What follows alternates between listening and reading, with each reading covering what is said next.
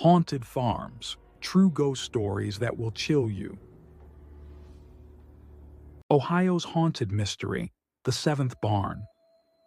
In the quiet farmlands of Ohio, there once lived a wealthy farmer with a strange tradition. Each time his wife gave birth, he built a brand new barn, naming it after the child. 6 children, 6 barns. But during the 7th childbirth, tragedy struck. Both his wife and newborn died, leaving the farmer devastated. Rumors spread of what happened next. Consumed by grief and madness, the farmer took an axe and led each of his children into their barns that bore their names. One by one, he ended their lives, burying them beneath the wooden floors. And when it was done, he walked into the unfinished 7th barn and hanged himself from the rafters.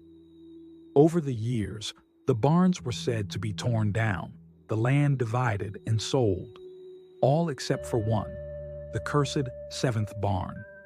Locals refused to touch it. They whispered that at night, you could still see the farmer's ghost swaying from the beams, forever bound to his crime. But the story doesn't end there.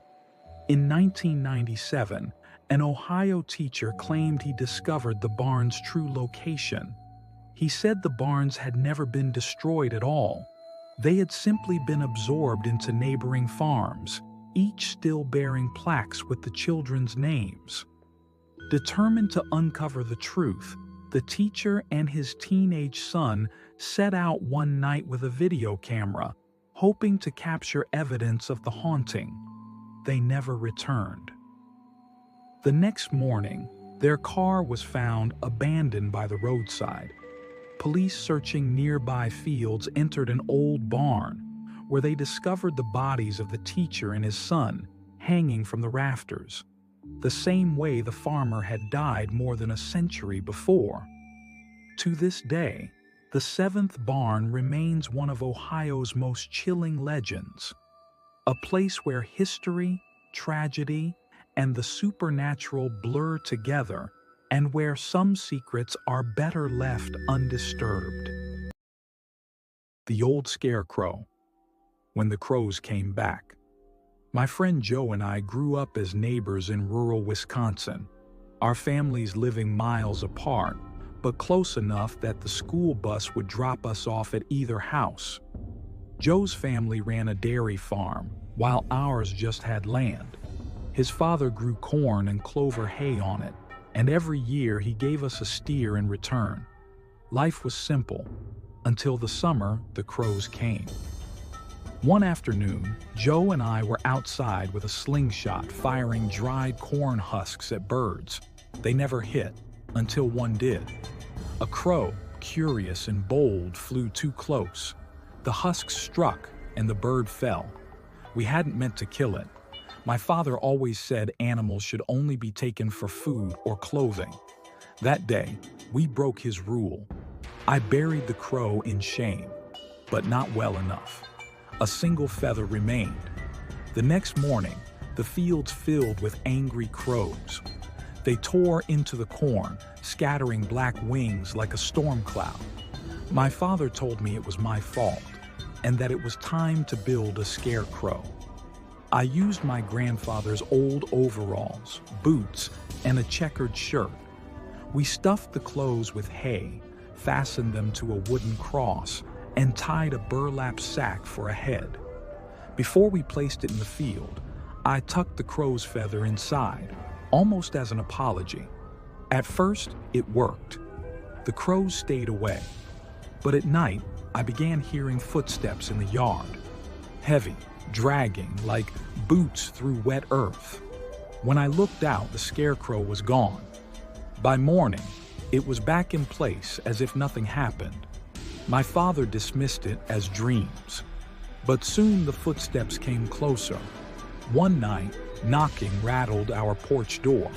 I froze in bed as my father answered it. A loud thud followed, and silence. He had suffered a heart attack. By the time the ambulance came, it was too late.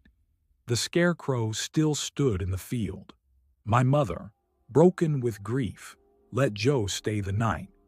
We tried to distract ourselves with popcorn and stories, but sleep eventually came. Around 3 a.m., we both woke to the sound of stomping outside. We crept to the window. The scarecrow was no longer straw and burlap. Its head had transformed. Where the sack had been, now was a face, human but twisted. Its eyes were black, glossy like a crow's. Its nose and mouth had become a sharp, dark beak. It stared at us with a hunger that wasn't human. We ran screaming back inside. My mother insisted we take it apart the next day. We burned the clothes, scattered the hay, destroyed the cross.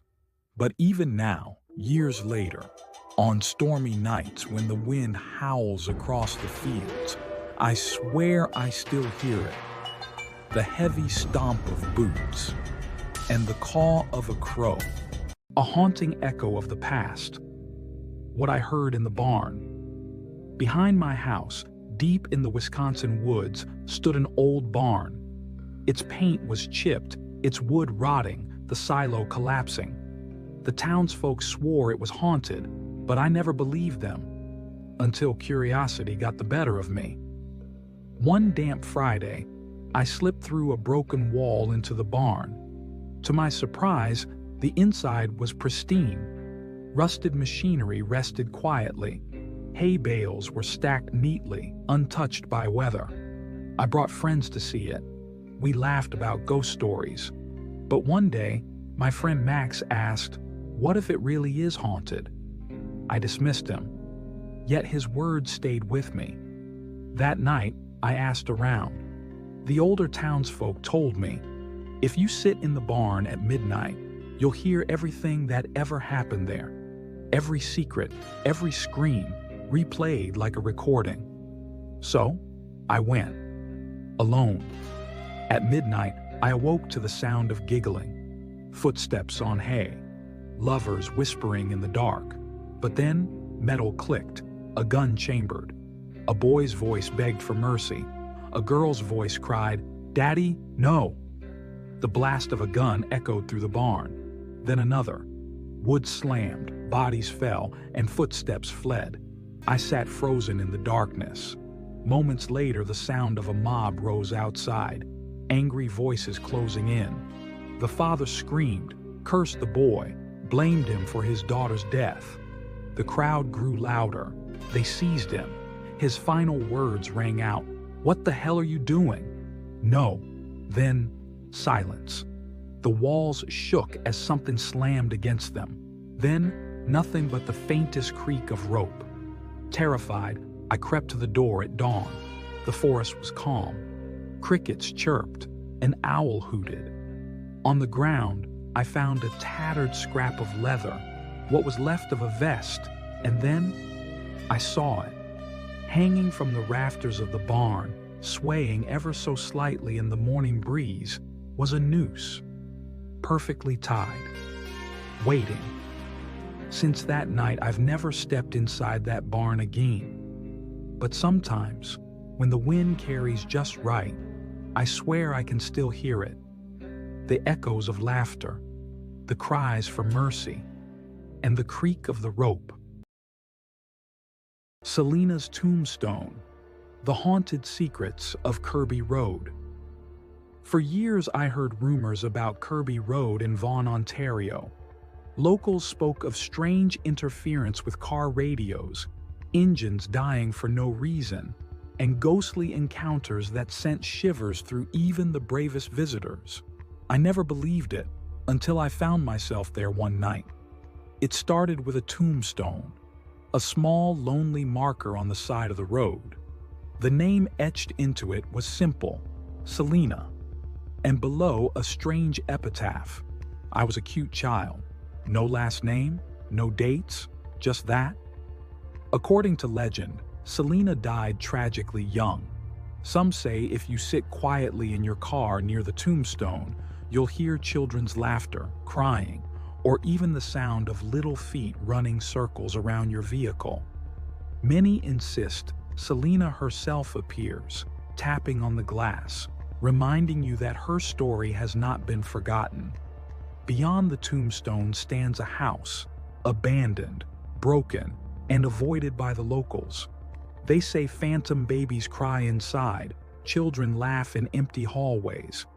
But the road guards its secrets carefully, because Kirby Road is not only about ghosts, it's about something far stranger.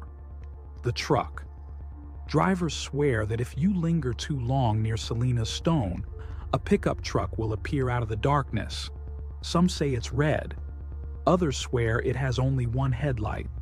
It roars down the road, chasing intruders until, suddenly, it vanishes. No tracks, no sound, nothing.